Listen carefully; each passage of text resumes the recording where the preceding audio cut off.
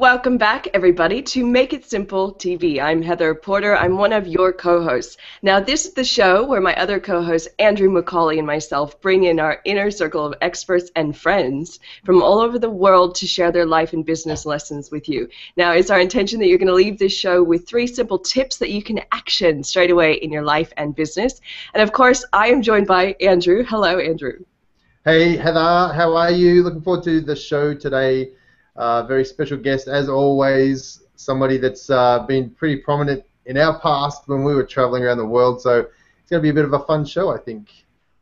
Yeah, I agree. I'm sort of half laughing still because before I hit the start broadcast button, Andrew was playing around with his little Google app and putting pirate faces on. Maybe we'll share some of that with you guys at the end. So now this guest, we love this guy. We've known him for so long. Actually, I remember my days with Tony Robbins when I originally was introduced to him, and his name is John Brans. Now, John, you have a fancy title you gave us, but here's what I'm going to say about you. You are the magic behind seminars. You are the guy in the back of the room that knows which music to play at exactly the right moment. So for those of you that have been to personal development seminars, if you've ever had those closed eye moments in the huge ballroom, the beautiful music and those switchovers from, meditative sounds to, sound effects, that's this guy, John. Exactly, that sort of stuff. I'm not doing that, by the way. That is not me today. The intro is clean. I have a bad feeling that Andrew's going to get us into lots of mischief in the show. So, welcome to the show, John Brans. How are you? Thank you so much. First of all, thanks for having me, both Andrew and Heather. It's a great honor and privilege to be on your show, and I'm excited. I'm really excited to see where this leads. All right, so John, here's how we like to start our show. We like to hear your journey of where you came from and why you chose to do what you're doing right now, which is Mr. Sound Production Guy Extraordinaire. All right, Andrew, cue journey, don't stop believing. So basically, I started out in the personal development industry when I was really young. I was 14, 15 when I did my first Firewalk seminar with Tony. Mom dragged me there, not over the coals, but she dragged me to the seminar. And it was a life-changing experience for me. It really showed me what I could do with my life if I really put my mind to it. I negotiated with school to take time off to do these seminars halfway around the world as a teenager. I participated in all the seminars that Tony had available with my mom, which was, amazing. And after that, when I finished, I decided, I want more of this, and I decided to be part of Tony's volunteer crew. And it was really funny. I was a young punk kid, I was being put with the mic runners, which is basically all the people in the bad corner. My favorite group of people, some of my dear friends that I still keep in touch with after 15 years. And, just went to soak it up again, to see it from another perspective. And from there, I got very close with the crew director, became very close friends with him, and, was offered to come to Fiji when Tony changed the format of certain seminars. Basically, if you don't know, Tony has a resort in Fiji, and he decided he was going to run one of his seminars that he did once a year, basically on a weekly basis from Fiji in a whole new format, and they needed crew for that. So, I was 18, 19, and at the time I didn't have much to do. I was on my sabbatical year after high school. I decided, sure, I'll come to Fiji for 3 months. Why not? How hard can it be to run microphones in Fiji? And when I arrived there, it was really interesting. I was being told, oh, by the way, you're doing the AV. And I'm like, okay, I've been to the events. I've seen and heard the music and all that stuff, but I don't know if I can do this. And had a steep learning curve for about 2 weeks with some training, and, developed from there. And after a couple of years, it was time for me to move on. And, decided to turn it into my business. And that's what I do now. I support speakers all around the world. I've traveled the world with Heather and Andrew. We've been to, London, Ireland, Hong Kong, Los Angeles, Canary Islands, Scotland, all over Australia, Adelaide, New Zealand. We've been to a lot of places together, had a lot of fun adventures, and it's definitely brought a lot more life to my years, I guess. I'm only 32, and I've seen so much of the world, and that would have not been possible if it wasn't for this job, And, I met my girlfriend through this one for the last 5 years, and, and then Andrew and Heather know her as well. So, yeah, it's brought me a lot of success and a lot of happiness. And watching people grow, during the seminars, whether it's a seminar of 6,000 people in the room or 20 people in the room, just to watch the growth from when they walk in to when they walk out at the end of the week, at the end of the weekend, at the end of the day sometimes, that's just very rewarding to me. Hey, Cool. so John, you're of course talking about Tony Robbins, and you've spoken, well, sorry, you've worked with a lot of speakers all around the world, and I've dealt with a lot of speakers and AV crew, and I've probably been through 100-something different AV crew, AV guys that do what you do, but nobody does it like what you do, and I guess what it is that you do is something special. It really does put another level to the event. There's one thing to have microphones that work, and there's one thing to have PowerPoint slides that work, but what you do at the event is basically give it another touch by adding the right music at the right time, the right cue. There's a lot of humor in what you do as well. Where did you learn to take a license to do that? I mean, was that something that was instructed by the speakers to say, hey, I want you to add this level of interest in it, I want you to add some fun bits to it, or is that something you just thought, I think this is appropriate right now, I'm going to do this at the right time? It was really interesting. Obviously, when I was at Tony's events, I saw something there that I'd never seen before. Like the production crew at Tony's events is amazing. Some of the people that he works with have been around Tony for 25, 30 years, as long as Tony's been around. And as a side note, not all my events go perfect. I have things go wrong once in a while, and I guess it's how you show up and fix it in the moment that defines how great you are in the industry. And but yeah, so I saw a lot of things there that I'd never seen before, and it was just like being at a rock concert for 9 days, and it's like, how do you recreate that? And when I went to Fiji, I was kind of like pressured to recreate that, and like I said, it was a steep learning curve, man, because it's you have to stay 2 steps ahead of your speaker. You have to always be listening, even though you've heard the content. Because at one point, I've heard the content 150 times, and how do you crack new jokes? How do you crack different sound effects? You really have to tune yourself to that room, to those people that are there that week. Some of my speakers have no idea what I do the first time that we work with them. A perfect example was Cherie Barber. She came to a multi-speaker event. One of her PowerPoint slides didn't work at one point. And she's like, hey, I immediately got out of my seat, went to the front, just went to troubleshoot and fix it. Sure enough, fixed it. She did a presentation. It was great. She approached me to see if I freelanced. We ended up working together. I did a trade with her where I said, look, I'll work with you for free because the event's in my hometown and I got the weekend off, and I want to showcase to you what I got.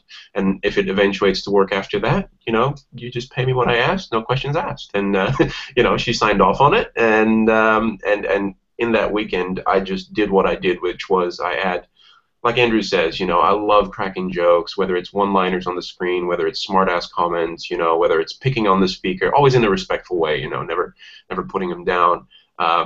It's just to make the crowd laugh and to engage them, because I find when you go to a seminar, this seminar is about renovating houses for profit. You sit there for 3 days from 8 o'clock in the morning to 8 o'clock at night in a chair just listening and basically getting your brain fried into a crisp. And to have it break up with laughter here and there, with funny photos on the screen, with film clips, with sound effects that Andrew was doing before, it just keeps people awake, sharp, and laughing, and it's like there's this mischievous conscience in the room, and that's basically me, And when she saw that, she was just, oh my God, it's like, I have to have you at all my events from now on. I don't care where you live in the world, where you are in the world, I'm flying you in. I don't care what you charge, and that's the kind of relationship I want to build. I don't want them to be dependent on me, but I just want to add so much value that they want to keep working with me, and I've been very lucky to do that with most of my clients. You definitely are the soul to the rooms. All the different seminars I've been to, when you're there, you add something. There's something so just magical about what you do with the sound and the humor and the backbone of the show. I think a lot of people don't realize when they go to seminars, you can either just have a seminar with a speaker on the stage, or you can really entertain, and that's where I've seen you step in. John, what is one resource right now that you just cannot live without? Well, it's kind of crazy. I thought it was my iPhone, and It kind of is, you know, because it takes the pictures when I need to, and it has my calendar on it and my tickets and all that stuff. But when I really thought of it, because I live in Perth, which is the most secluded place on the planet. To give you an idea, Perth is in Western Australia, and it is easier for me to get to Bali by plane than it is to get to Sydney, where most of my clients are. It's faster. So I guess the tool that I can't live without is our airplanes. Kind of. So airlines, I need them to get to my clients, you know. So if not, it would have been a really long drive every week. So yeah, that's basically all I can think of. And you know, my computer. I mean, you know, all my music is on there. My creativity that I've created over the years, and everything that my clients like, don't like, you know, I keep on my computer. Hey, you spoke about going to get Cherie Barber. You went and did an event for her for free. You know, you said, I want to showcase my talents. I want to get out there and do that. How often do you have to go and do that to people? You know, is that a method that you've developed to say, hey, if I'm going to get gigs throughout the industry, I need to go and show them what I'm going to do? And is that something that you do often, or is that just a one-off case that you did for that? It was actually a one-off. It's really interesting. It was a one-off that happened. I've offered it to other people overseas, but for some reason, you know, it costs a lot of money to just fly me in, you know, and people have budgets. That's how business work. They have a budget. If that's not in the budget and they haven't seen what I do, you know, it's very hard for them to say, yeah, we'll warrant spending $3,500 for you to fly across the country and put you up, you know, or fly across the ocean and put you up. So I did that with Cherie, and I've been very lucky that in a previous client I worked with, they did a lot of multi-speaker events, and I was their AV guy for most of their events. So whenever these different speakers would come, they would kind of see what I did anyway, and they would just ask, hey, do you freelance? Or I would end up doing one of their seminars because the promoter was also organizing their back-end seminar. So I was there. I was part of the furniture. You know, so I've never really had to use that card, you know, to play my ace up my sleeve that often. You know, I've done it once or twice, and I've been lucky that, like, you know, my girlfriend was saying, you need a website if you're doing this with Andrew and Heather, and I'm like, I'm the guy. The only website that I have is Facebook. You know, I actually don't have a website for my business. It's all word of mouth. You know, it's people that I know, and you know, yesterday I got a couple of random calls. Hey, are you busy in August? Can you operate a show? You know, so. That's just the way it happens in this industry. I mean, one of my clients says this, and I try to live by it. You have one name in the industry and a million ways to destroy it, and I pride myself in, you know, doing my best to keep my name as clean as possible. You know, only dirty jokes. That's it. But the rest, you know, my best to please. John, what are 3 simple tips that you can share with our viewers for life or business? I'm really interested to see where you're going to take this because of your extensive background in personal development and production. So what are your 3 simple tips? Look, I mean, the 3 tips that I wrote down, I got my notes here. You can't see them, but I have my notes here. Look, for events, for sure, always work with professionals. It's really easy for you to say, like, hey, I'm just going to get Joe Blow off the street that will do it for $50 because, you know, John might be charging X, which is a lot more than $50. You know, and that's not a sales pitch to say you have to hire me to work with me. That's your choice. But if you have the choice to go with a professional who's been in the industry for 5, 10 years compared to somebody who's just come out of college, I would say get the pro and get the college person to shadow the pro, you know, like train with him or work beside him so that they can learn more as well. So that's definitely tip number 1. Tip number 2, I would say it's kind of like in the same boat is when you're quoting for your events, you're going to get quotes that are going to, you know, knock your socks off. You're going to be like, oh my God, $9,000 for AV for one day, you know, like it's cheaper for me to get cocaine. So it's like, well, you know, you're paying for quality, so go for quality because you're doing this for your clients. You want to amaze your clients. You want to give your clients that pay you good money, you know, high quality, top notch, so that they're going to keep spending money with you and keep coming back. So why would it not be worth spending that money to please your clients? Because at the end of the day, it's about that. And that leads to the 3rd point, which is, you know, not just build lasting relationships, but build memorable relationships with your clients. You know, I think it's important. I still have people that I meet. I mean, this is just completely going off track. I was in Athens a couple of weeks ago, and I told my girlfriend Elise before we went, it's like, something's going to happen. We're going to meet somebody in Athens that I know. I don't know why, but it's going to happen. And on the last night, sure enough, that we're there, we're going to a restaurant that was recommended by our Airbnb guy that we were hiring from, and we're having dinner, beautiful dinner, and out of the corner of my eye, I see somebody walk by, and I'm like, oh my God, Julian, is that you? And it basically was one of Tony's platinum partners that I had not seen for over 10 years. Last time I saw him was in Fiji.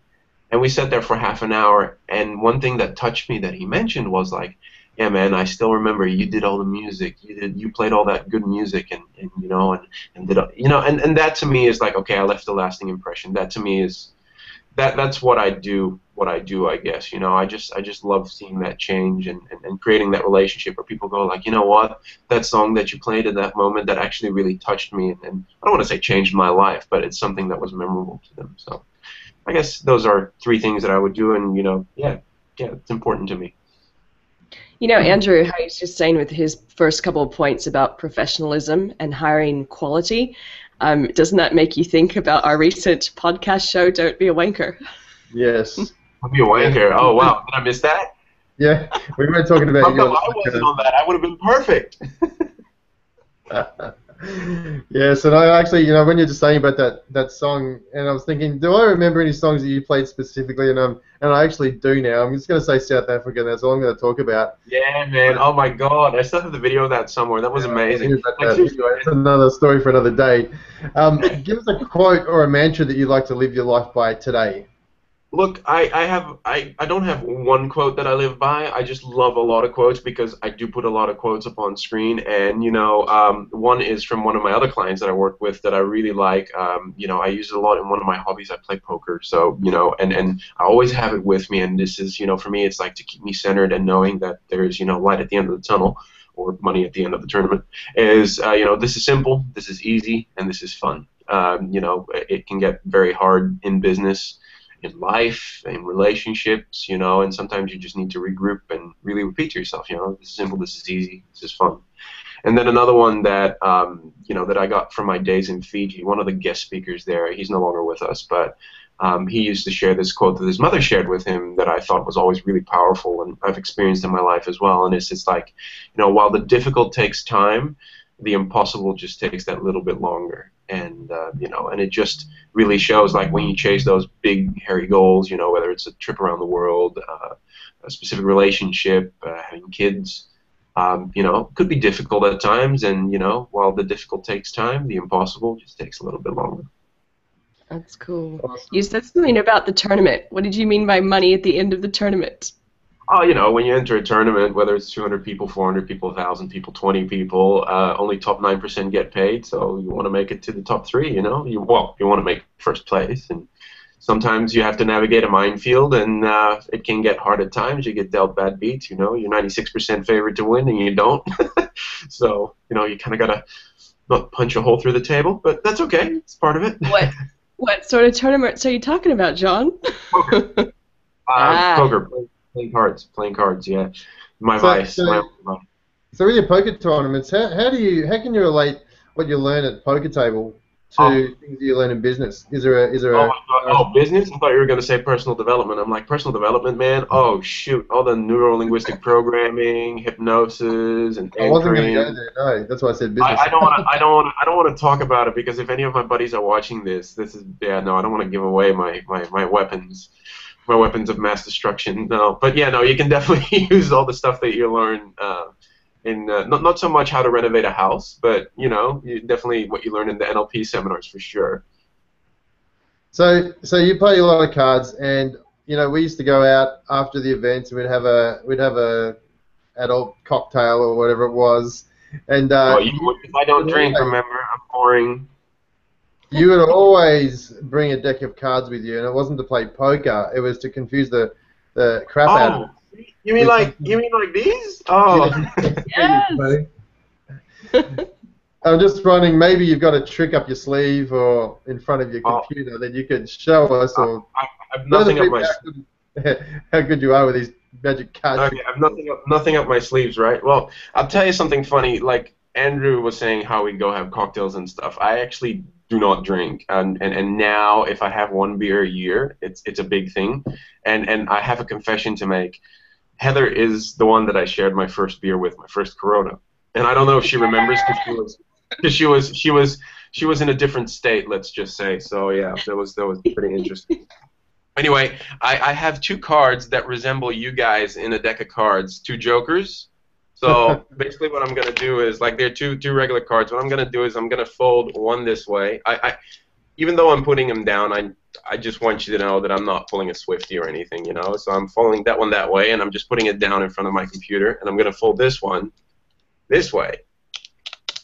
So what I'm gonna do now is I'm gonna actually put this card inside that card. Actually, you know what? Let me turn it inside out so you can see better. So I'm gonna turn this inside out, and as you can see, one card is folded into the other one, right? Mm-hmm. So this is what's really cool about magic. You can tie in personal development with it as well. It's like, because when you change the way you look at things, the things you look at change. So I don't know if you can see, but the card actually turned inside out in the middle of that card. And a lot of people go like, oh, you got 3 cards, you got a card that's printed inside out. But as you can see, that's the regular Joker, and I'll show you that this one is the other one. So that's ta-da. Ta-da! If I had my special effects lined up properly, I would have given you the big clap, but I haven't. That's okay, man. I don't do it for applause. I do it to see people go, what? So. John, what I find your sort of your background fascinating because you're in Australia. You sort of have an American accent. Tell us about where you actually come from. I'm actually not at liberty to tell because, you know, I have contracts that I signed with special. No. Basically, what happened, my mom was a stewardess in her younger years, and she met my dad in Brazil. And my mom's Dutch, and my dad is Dutch-Indonesian, and they got married. Lived in Brazil. I was born in 1982. Lived there for 7 years of my life. Moved to Holland, where I spent 13 years of my life, and I guess that's where I watched all the TV shows that gave me the American accent. You know, because everybody asks me, where are you from? Are you from America? I'm like, no. From Canada? No. And when I was a single man, my joke used to be like, for the girls, it's like, I'll give you 10 guesses to guess the country that I'm from, and if you guess it right, I'll take you to dinner. If you don't guess it right, you have to take me to dinner. So, you know, so it's always a win-win for one of us. And yeah, nobody would ever guess that I'm from Holland because my passport does say I'm a Dutch citizen. And right now I'm living in Australia.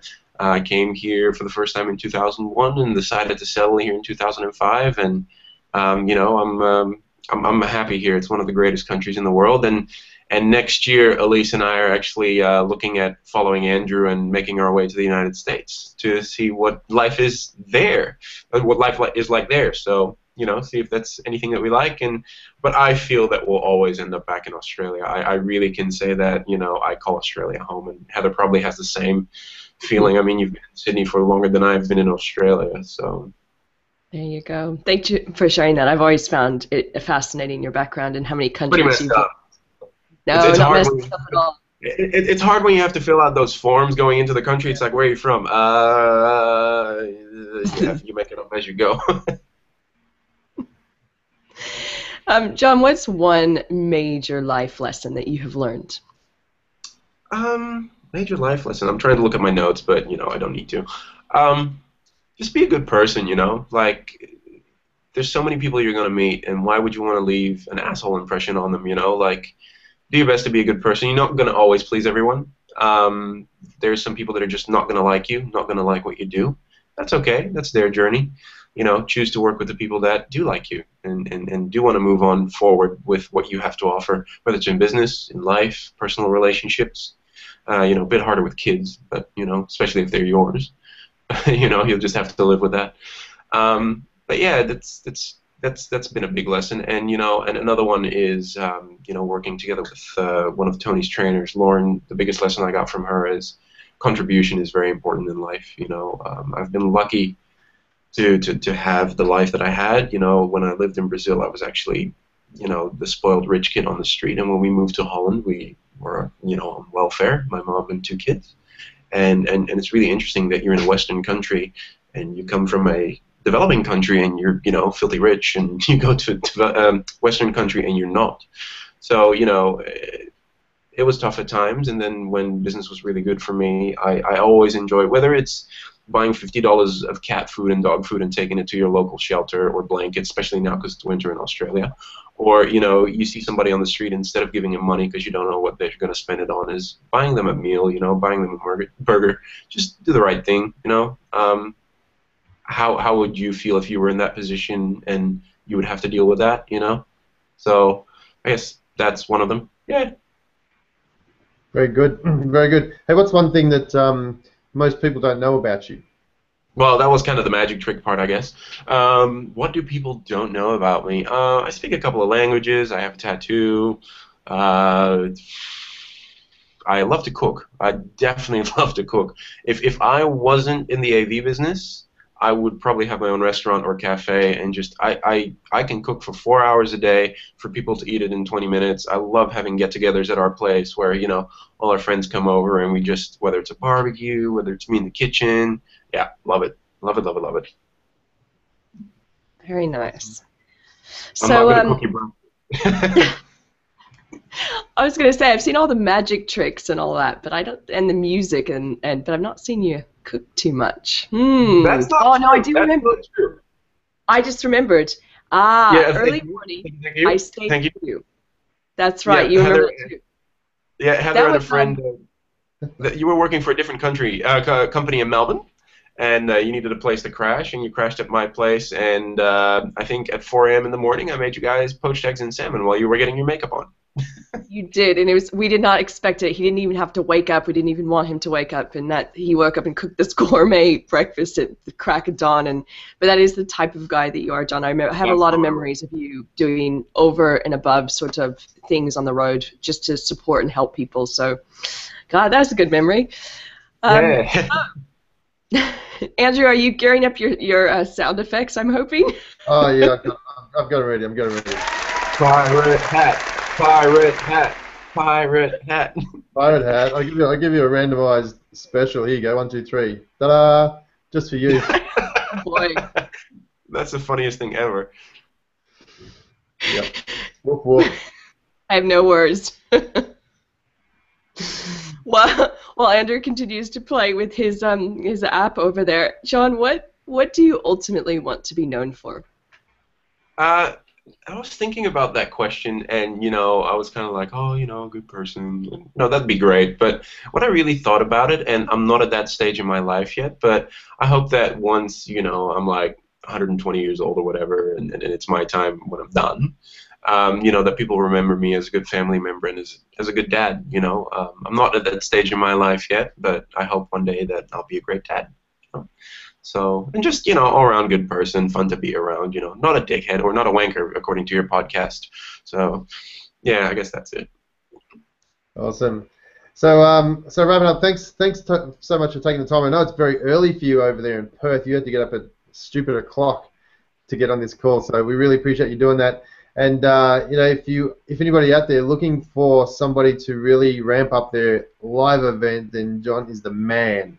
As I said, I've seen hundreds of different AV guys out there, and none of them even come close. In fact, I actually go to events now and I cringe when I hear the quality of work that's being dished out, and I'm like, wow, people, are you paying for this stuff? Because it's not good. And I've learned a lot from you. I've learned a lot from you just from what you do.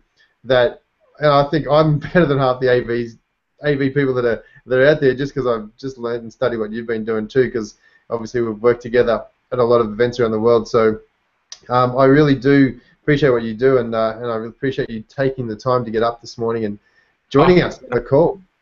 Absolutely, man, and it's a pleasure, and I really hope that one day we get to put the band back together and go tour again, man, because we've created change for other people, but also the memories that we create on the side after hours, those are priceless, and I really hope that we get a chance to do that again.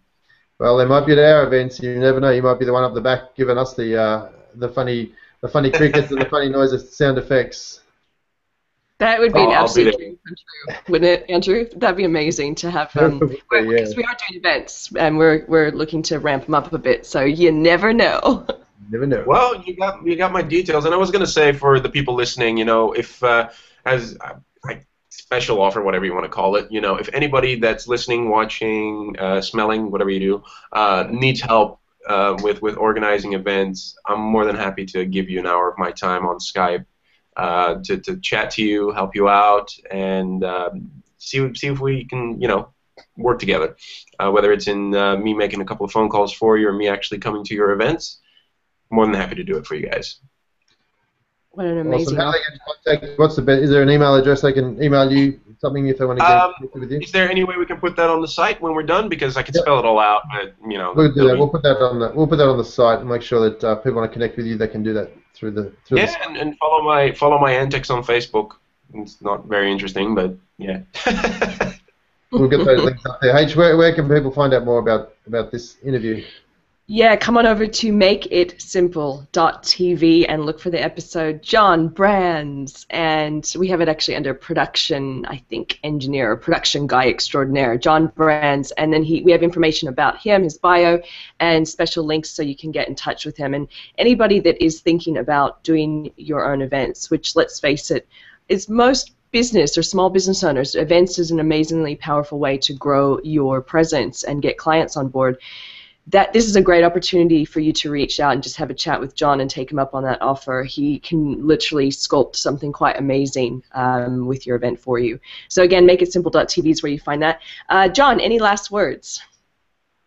Oh, just, you know, be good to each other type of thing, like Ellen says, you know, and thank you so much for having me. You know, we might not talk every day, but every time we connect, I feel like, you know, we're family. It was just yesterday I saw you, or a couple of weeks ago, and you know, when I'm in the States, last year I came, you know, went to visit Andrew and his two little rascals and his beautiful wife. So yeah, man, just keep in touch and go be good. Thanks, man. Really? That's what you give me? That's all I got. That's all I got. That's all I got. Oh boy, Andrew, you're special. So Andrew, any last words from you? Yeah, my last words are, where can I find some new sound effects? Exactly. I know what I'm getting you for Christmas. Don't worry. Awesome. Thanks, buddy. Thanks for joining us. No worries. My pleasure. Much, John. Thanks, everybody, for tuning in. Again, pop on by makeitsimple.tv. Pop your name in the little email box there, and we'll keep you up to date with our upcoming shows. And we'll talk next week. Bye-bye.